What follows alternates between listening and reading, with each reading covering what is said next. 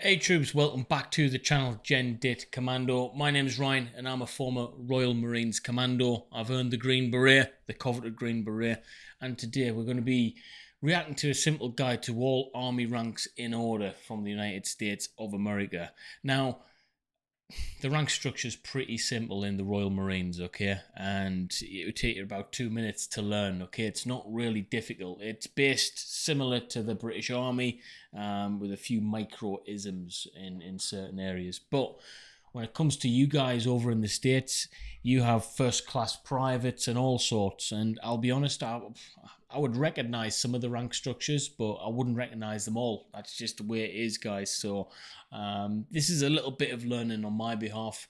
And yeah, if you don't know the ranks either, then I think you'll find this useful. But yeah, I thought, why not react to it anyway and learn at the same time? So here we go then, guys. We're going to get straight into this one. But before we do, please like, share, and subscribe to the channel. And yeah, I'm looking forward to doing this one, guys. I've heard that the ranks can be quite tricky in certain areas. I don't know if that's across the whole of the US military or if there's going to be any differences, but I guess we'll find out in this anyway. Let's go. There are so many ranks in the Now the video is quite quiet. I can't apologize for that. It's the video's fault. US Army, and they can be so confusing. In this episode, we'll look at the US Army ranks in their correct order. Earned during basic training, private is the lowest enlisted rank. This rank does not carry an insignia. Next, after completing basic training, So there's a big difference straight away. In for instance, the Royal Marines, when you go through commando training, you wear a blue beret. Okay, it's exactly the same cap badge, blue beret, and this is what you earn at the end of commando training. Now, during training, you're classed as a recruit. You don't even have a proper rank yet. Your recruit rank is MNE2, which stands for Marine, but it's like a second class type thing. But you are a recruit in training. You haven't even got a title yet. So I think that's one difference. You'll be called private in army training. You don't get that until you actually complete the army's basic training, I believe anyway. I might be wrong. Soldiers will receive the rank of private second class. Within a year, soldiers will typically be promoted to private first. See, so you're actually getting a rank slide on there as well. Like one lapel, so to speak, would signify that you're a lance corporal, the first rank in the Royal Marines. Okay, so you'd be a Marine first, then your first promoted rank would be lance corporal, where you'd have one of the lance corporal stripes. Okay, first class. Next, we have specialist and corporal. You'll notice that never seen that before ever in my life. Ever. E4 next to each of them. I would never recognise that. A corporal in the Royal Marines would just be 2 stripes, okay, instead of 1. This is referring to their pay grade. Specialists are generally put in like charge that. of lower ranked enlisted soldiers. And they're upside down to us. We would have them the other way around. They'll generally have less responsibilities than a corporal. Next, we move on to the more leadership roles. Here, a sergeant. Following that, we have a staff sergeant, which have similar duties to a normal sergeant, but they'll generally be in contact with a larger amount of soldiers. Sergeant first class is up next. Right, this is all different, guys. So we would, in order to that point in the Royal Marines, you'd be a recruit in training, then you'd be a Marine on completion of training. That's your first title, really. Then your first promoted rank would be Lance Corporal, then Corporal, so you'd have no stripes in training, no stripes as a Marine, 1 stripe as a Lance Corporal, 2 stripes as a Corporal, and that is a leadership role, a proper leadership role. You do a junior command course for your corporal stripes, and that's a hard course. It's not an easy course, okay? And that's pretty much the start of your leadership career. And then you become a sergeant, 3 stripes, funny old thing. And then when you become a colour sergeant, we don't have staff sergeants in the Marines, and I'll tell you why. A staff sergeant in the British military is normally an admin type role. It's a non-combatant promotion, okay? So titles do mean a lot if you understand them. So in the Royal Marines, you'll be classed as a colour sergeant.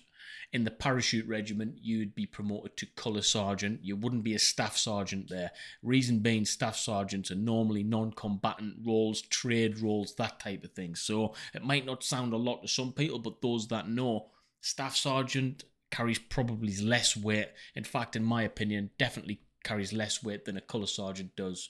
That's just my opinion though, guys. They generally have 15 to 18 years of military experience. The Master Sergeant is considered as the principal non-commissioned officer at the battalion level.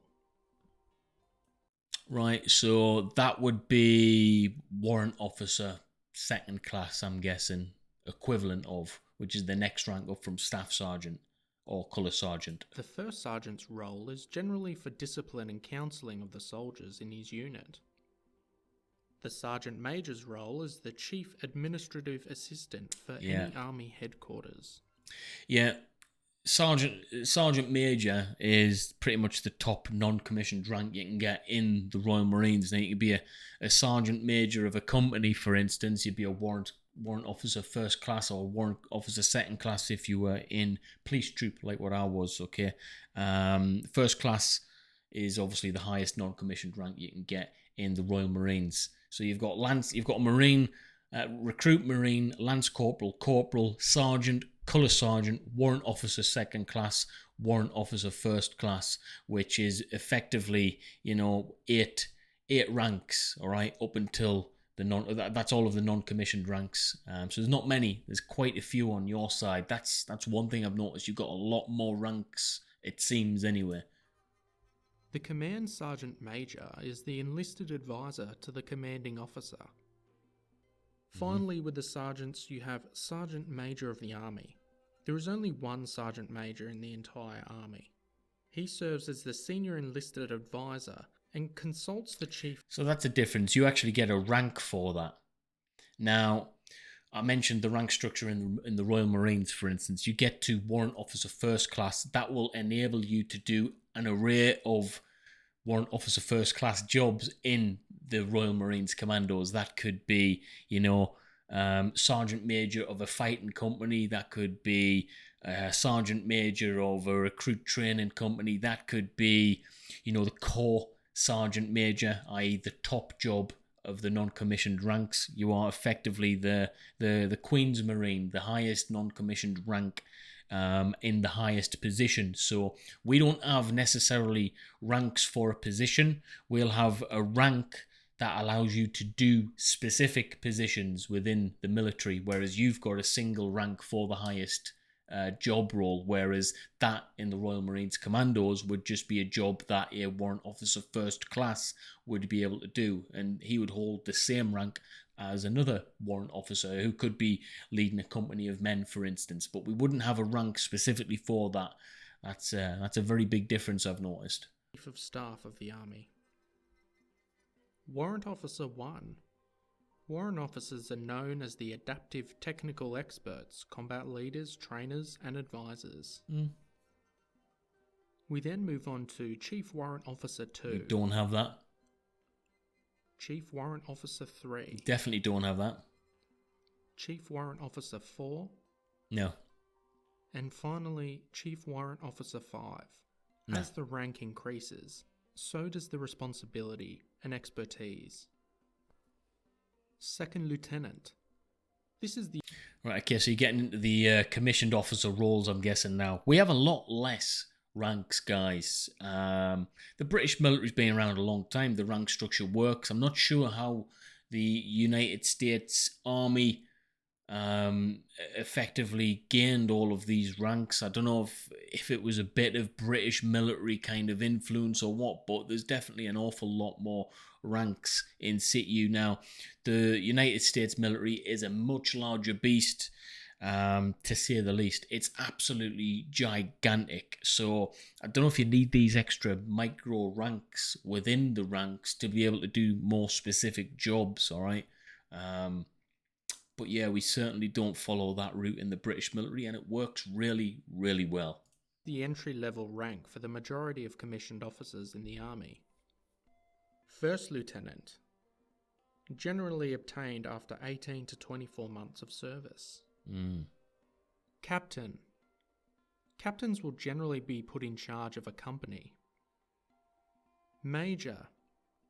They're considered field grade officers and they'll serve as a primary staff officer for the brigade. So the officer roles are very similar in that respect. Second lieutenant in charge of a troop, captain, troop again in other staff roles. You know, you could be an adjutant, which is basically the company commander's number 2/bitch, that kind of thing. So I'm guessing the army ranks are not too dissimilar. Okay, a major again, charge of a company, onwards. Lieutenant colonel. At this rank, they'll be put in charge of battalion-sized units. Exactly the same. Yeah. Colonel. They normally are put in charge of and command brigades. Brigadier General. Okay, so brigades in the Royal Marines will be a lot smaller. There's not as many for a start in the British military, rather. You've obviously got 3 Commando Brigade, which the Royal Marines fall under. So yeah. They serve as the deputy commander to the commanding general for army divisions. Major General. They'll typically command a division unit. Lieutenant General. Their main job typically consists of commanding corps-size units. General. At this rank, they command all operations that fall under their geographical area. And finally, you have General of the Army. However, this rank is only used during times of war. Right. I think we have an equivalent of that as well. In fact, we do. I can't remember what it is. If you know what it is, drop a comment below, guys. Test your British history out here. What rank do you think is the backbone of the US Army? Let us know in the comments section down below. Right, guys, so let's have a little bit of chat about that. I mean, what rank do you think is the backbone of the United States Army? I'm just going to say it from, having served in the Royal Marines. And this is my opinion. Tell me if I'm wrong, guys. Doesn't matter what ranks you have in the Royal Marines, for instance, or the United States Army. Without the guys wearing these things or equivalents in mass numbers at the very bottom of the pecking order, you do not have a functioning outfit at all. So for me, the backbone of any military organization is the guys at the bottom holding up the entire thing. All right, without the guys to do things and move things and do as they're told in mass, you don't have an effective fighting force. So you can forget about the people at the top. Without the people at the bottom, the people at the top do not have a rank, do not have a job. And I think the military forgets that sometimes. I think the military forgets that an awful lot, in fact, that the guys at the very bottom who are paid the least, who are treated the worst, who are, physically and mentally worked the hardest. Without those guys, you don't have an effective military. It's an important thing to remember that, guys. And it might be biased coming from me. I was a Lance Corporal in the Royal Marines, which it can take quite a long time to obtain. All right, in the Royal Marines, it's quite slow for promotion because it's a hard job to do. So that's just my experience. I've seen it from the bottom. Without the bottom of the military, the top doesn't function. So let me know what you think anyway, guys. Is it the same over there in the States, over Sweden, Finland, wherever you may be watching, India perhaps? Let me know how you see the whole thing. What's the backbone of your military? If you like this video, please like, share, and subscribe. I'll be doing a lot more videos like this in the future. And thanks for watching, guys. As always, if you want to become a member to help support the videos and the channel a little bit further, help me do content like this every single day, then please consider joining. The link's in the description or press the join button. Until next time, I'll see you. Bye.